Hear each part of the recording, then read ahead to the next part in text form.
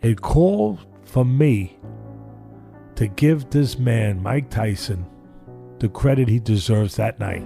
That particular night, he was as good as any heavyweight in the history of the sport on that particular night. That's why he did what he did to Spinks.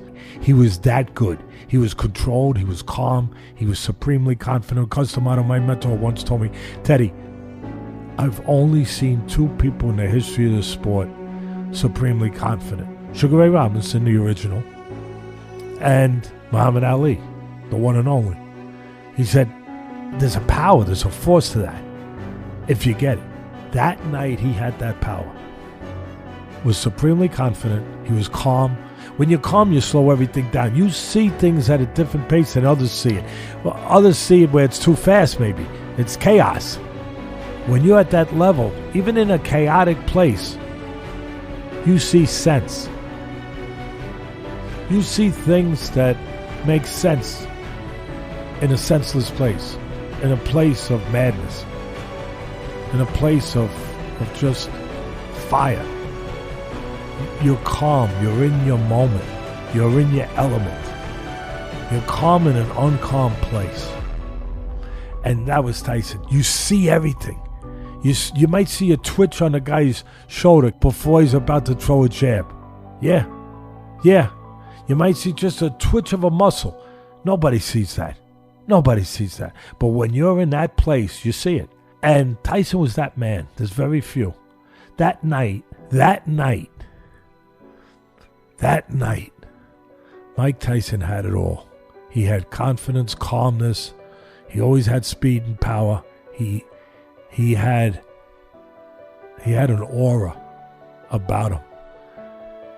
Nobody was going to beat him that night. I don't know if anybody. On that given night, you know the problem with Spinks? It was Tyson. He had a plan. He knew what he was going to do. He was aggressive.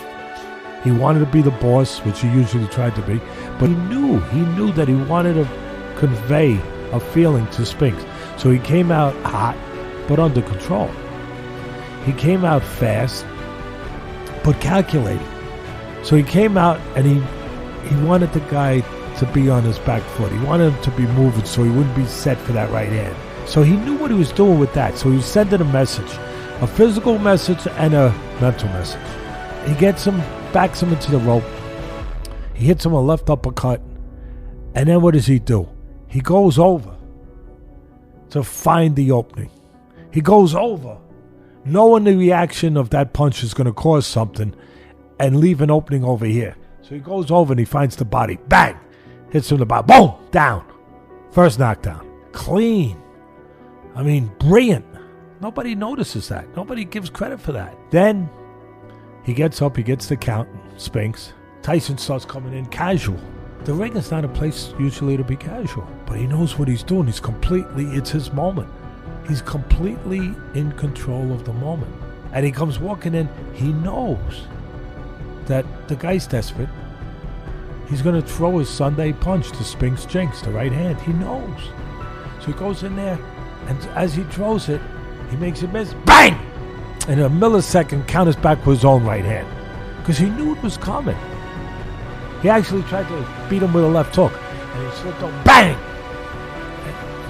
And he goes, he's down. Spinks never saw the punch. Mm-hmm. It was brilliant.